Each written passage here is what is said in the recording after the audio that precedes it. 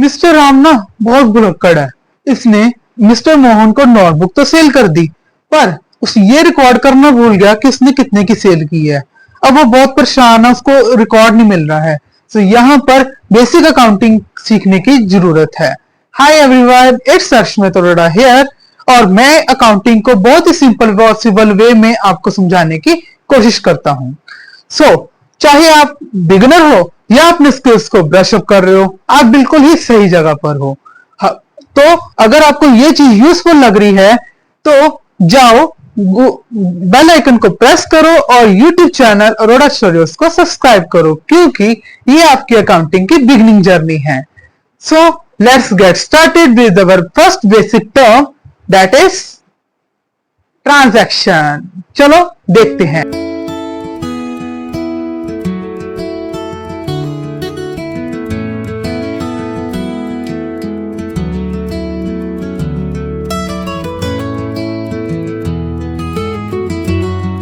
अब हम बात करते हैं ट्रांजैक्शन के बारे में। सर, ट्रांजैक्शन क्या होता है?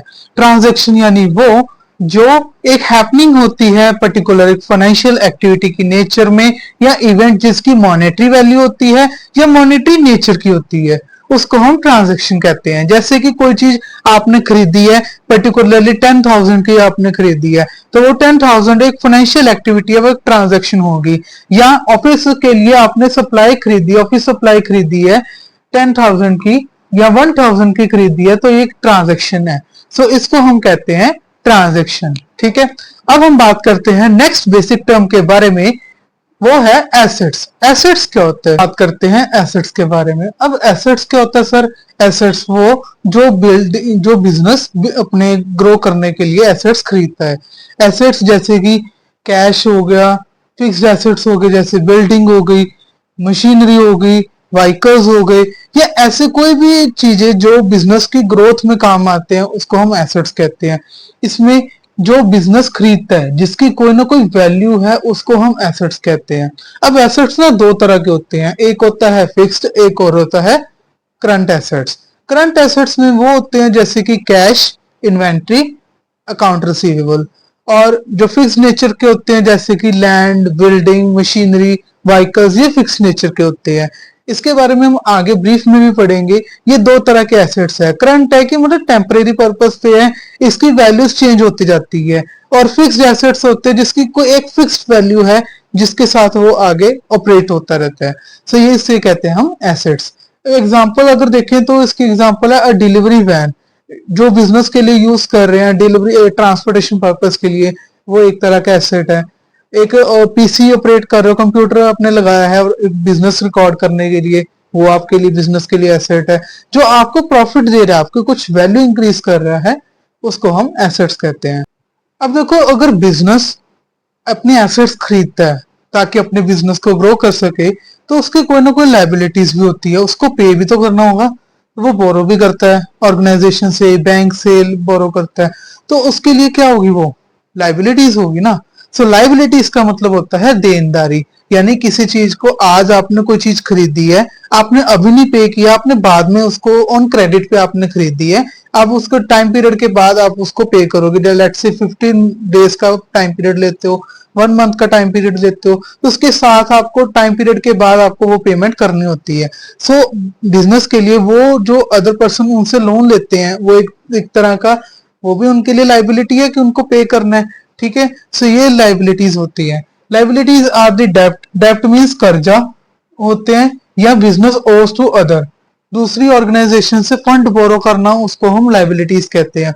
फंड बोरो करता है तो उसके लिए वो बाद में वो रीपे भी तो करेगा ना ऑर्गेनाइजेशन को, तो उसको हम लाइबिलिटीज कहते हैं।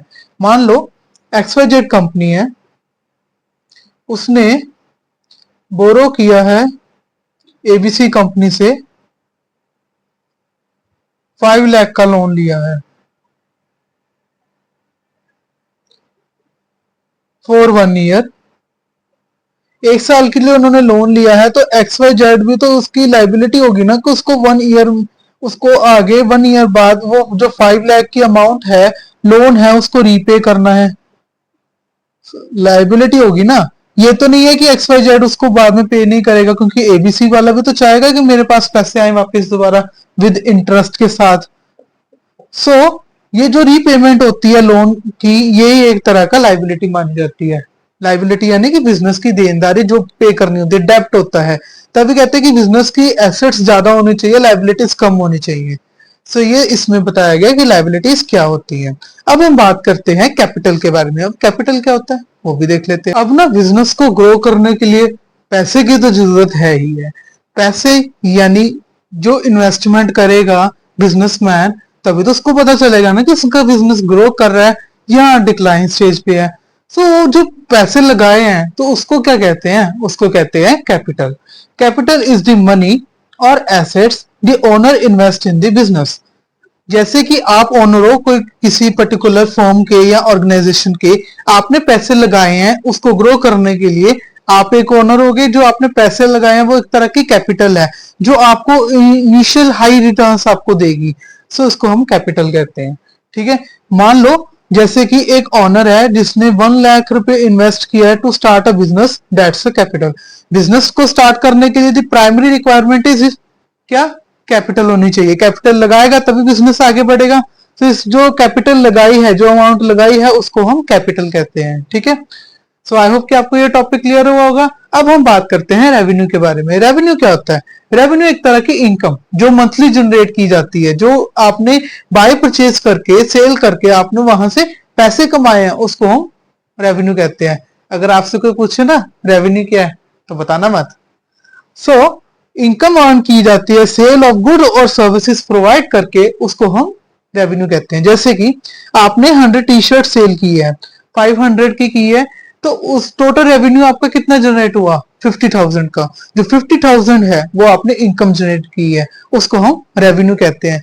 ओके, सो आई होप कि आपको ये क्लियर हुआ होगा कि सेल बाय परचेज सेल करके जो आपने इनकम जनरेट की है उसको हम रेवेन्यू कहते हैं। ये बहुत ही इंपॉर्टेंट टर्म्स है जो आपको आगे देखने को मिलेंगी। बट अगर आपको आज इस क्लास में आपको ये चीज क्लियर होगी ना, तो आप अपने आगे फर्दर टॉपिक्स को और अच्छी तरह से क्लियर कर सकते हो। अब हम बात करते हैं प्रॉफिट के बारे में। प्रॉफिट क्या होता है?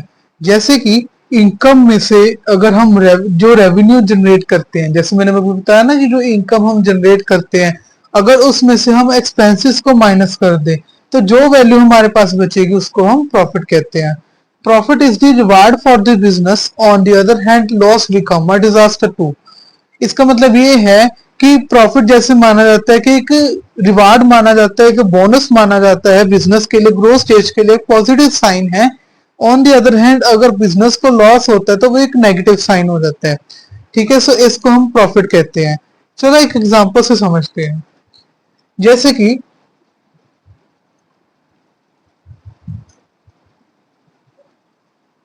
मिस्टर रमन ने 1 लाख की अर्निंग की है, 1 लाख की इनकम जनरेट की है, उसमें से उसके एक्सपेंसेस 50,000 है। तो उसके बाद जितने हमारे पास बचे वो हमारा प्रॉफिट होगा। सो मिस्टर रमन का प्रॉफिट 50,000 होगा, जो उसकी एक्सपेंसेस के माइनस करने के बाद जो उसके पास वैल्यू आई है वो एक्सपेंसेस, जो उसके पास वैल्यू आई है वो प्रॉफिट माना जाएगा। सो एक तरह का ये रिवार्ड माना जाता है। कहते हैं जितनी जैसे जैसे इनकम आती है, मोर मनी कम आती, ज्यादा पैसे आते हैं, वैसे वो हमारे लिए प्रॉफिट माना जाता है। ऑन द अदर हैंड अगर वो दोबारा लगाने पड़ रहे हैं या लॉस हो जाता है तो एक तरह का वो लॉस फेस करना पड़ता है बिजनेस के लिए। ठीक है, सो इसको हम कहेंगे प्रॉफिट एंड लॉस। क्लियर हो गया? उसके बाद हम बात करते हैं एक्सपेंसेस के बारे में। एक्सपेंसेस क्या होते हैं? अब देखो रेवेन्यू जनरेट होता है तो एक्सपेंसेस तो होंगे। एक्सपेंसेस यानी वो जो खर्चे होते हैं बिजनेस के लिए, एक प्रोडक्ट रॉ को एक फिनिश प्रोडक्ट बना के उससे ज्यादा इनकम जनरेट करना, लोगों को वो सेटिस्फेक्शन पूरी करना प्रोवाइड करके अच्छी क्वालिटी, वो हम कहते हैं एक्सपेंसेस, जिस जो उसमें खर्चे लगे हैं। ठीक है, जो कॉस्ट इनकर्ड बिजनेस ऑपरेशन में कॉस्ट लगी है उसको हम कहते हैं कॉस्ट। वो भी हो सकती है जैसे कि एम्प्लॉय को सैलरी देना, ठीक है, रेंट पे करना, बिल पे करना, ठीक है, देन उसके बाद पेमेंट करनी, कोई सैलरी पे कर रहे हो, ठीक है, पेमेंट्स हो गई, सारी रिसीवेबल्स होगी, जो भी खर्चे होते हैं, जो रॉ मटेरियल खरीद रहे हो, उसको ट्रांसपोर्ट कर रहे हो, जो भी खर्चे आ रहे हैं छोटे छोटे खर्चे, वो एक्सपेंसेस माने जाते हैं, ठीक है। और रेवेन्यू में से एक्सपेंसेस को अगर अलग कर दे तो हमारे पास प्रॉफिट बच जाता है, ठीक है। क्लियर? कोई भी डाउट हो तो कमेंट सेक्शन में जरूर पूछ सकते हो। आगे हम बात करते हैं ड्राइंग के बारे में। ड्राइंग क्या होता है? वो चित्रकारी वाली ड्राइंग नहीं कह रहे इसमें हम। ड्राइंग का मतलब वो जो बिजनेस एज अ ओनर अपने पर्सनल यूज के लिए वो पैसे को निकालता है, उसको हम ड्राइंग कहते हैं। मान लो उसने बिजनेस 50,000 का जनरेट किया, उसने 10,000 बिजनेस में से निकाल के अपने घर के लिए रेफ्रिजरेटर खरीदा है, फ्रिज खरीद रहा है, ठीक है।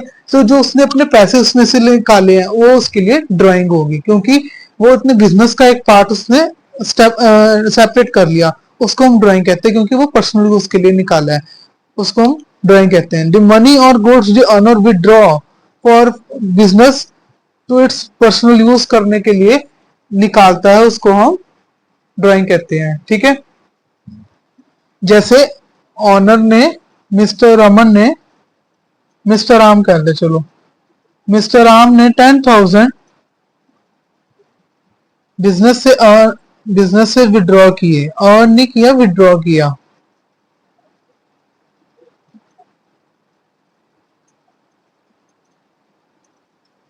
To buy a mobile phone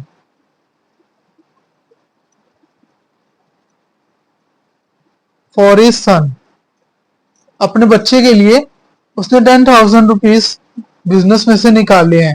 तो ये 10,000 क्या हुआ? कॉमन सेक्शन में जरूर बताएं, ये 10,000 क्या हुआ?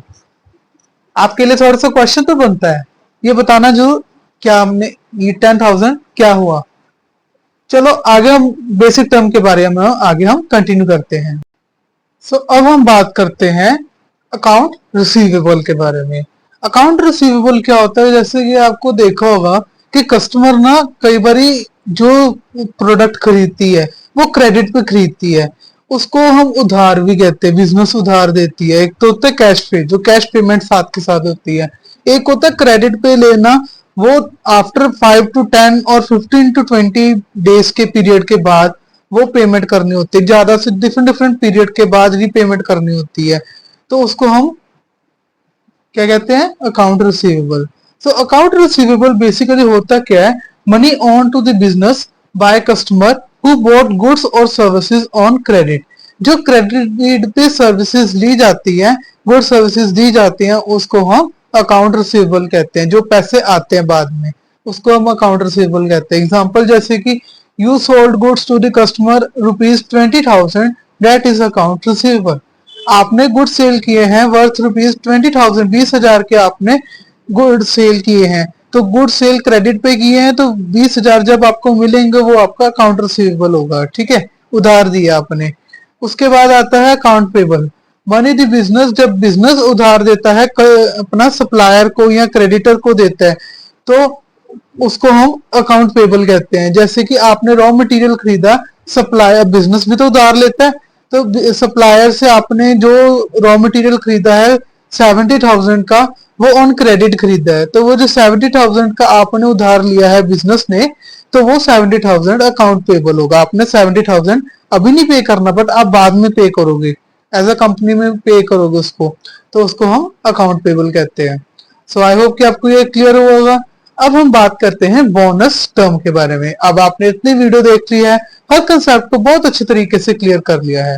अब हम बात करते हैं बोनस टर्म के बारे में, देन उसके बाद क्विक पॉइंटर्स के बाद हमारी वीडियो आज खत्म हो जाएगी। अब हम बात करते हैं बोनस टर्म के बारे में, वो है जर्नल एंट्री। जर्नल एंट्री क्या होता है सर? जर्नल क्या होता है, सबसे पहले ये तो बताओ। तो जर्नल बच्चे वो होता है जो जैसे कि बिजनेस की ट्रांजैक्शंस को रिकॉर्ड करना in the book of account में, ताकि वो उसको हम ट्रैक कर सके, बिजनेस की पोजीशन क्या है, प्रॉफिट लॉसेस क्या है, फाइनेंशियली कैसे ग्रो कर रही है या डिक्लाइन स्टेज पे है, तो उससे जर्नल एंट्री के बारे में पता लगता है। ट्रांजैक्शन हिस्ट्री जैसे पता लगती है ना, हर कैसे क्या क्या ट्रांजैक्शन हुई है, परचेज की कितनी अमाउंट हुई, सेल की कितनी हुई, तो एक ही ट्रांजैक्शन को रिकॉर्ड करना ही जर्नल कहते हैं। ये सबसे पहले प्राइमरी स्टेज पे होती है, यहीं पे हमने लिखा है कि प्राइमरी स्टेज पे रिकॉर्ड किया जाता है ट्रांजैक्शन ऑफ द बिजनेस को इन क्रोनोलॉजिकल ऑर्डर, सीक्वेंस के ऑर्डर के साथ, ठीक है। फॉर एग्जांपल आपने इक्विपमेंट परचेज किया है जो 50,000 के हैं क्रेडिट पे, तो इसकी जर्नल एंट्री क्या होगी? चलो देखते हैं। सबसे पहले यहाँ पर बताया है कि जो इक्विपमेंट अकाउंट है वो डेबिट किया जाता है 50,000 से टू क्रेडिटर या सप्लायर, कुछ भी आप लिख सकते हो, अकाउंट लिख के 50,000 क्रेडिट किया जाएगा। सो ये सारी एंट्री ऐसे पोस्ट की जाती है। सो आई होप कि आपको जर्नल एंट्री क्लियर होगी। अब हम बात करते हैं क्विक पॉइंटर्स की ओर। क्या आपको ये वीडियो यूजफुल लगी है? अगर हाँ, तो आपको ये बताना है कि आपको कौन सी टर्म ज्यादा बेहतर अंडरस्टैंड लगी है और उसके बारे में आप क्या जानते हो, आप कमेंट सेक्शन में बताना है। और रियल लाइफ एग्जांपल आप कमेंट सेक्शन में जरूर बताएंगे, जितने भी मैंने आज आपको टर्म्स बताई हैं, ठीक है। उसके बाद हम बात करते हैं अपनी नेक्स्ट वीडियो के बारे में। तो नेक्स्ट वीडियो बहुत जल्द आएगी। टिल देन आप जो भी टॉपिक्स हमने किए हैं उसको रिवाइज करें, अपने अच्छी तरह से कंसेप्ट को क्लियरली समझें। कोई भी स्टिल डाउट हो कमेंट सेक्शन में आप बता सकते हो। Till then, thank you so much, see you soon, keep learning, keep growing, thank you so much.